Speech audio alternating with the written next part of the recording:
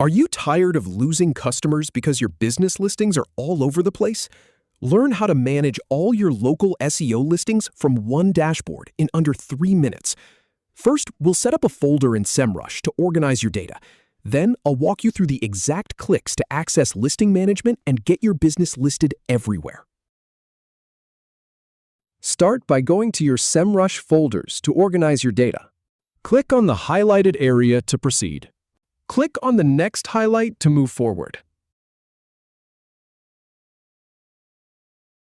Select Listing Management from the options. Click on the highlighted element to continue. Click on the next highlight to drill down further.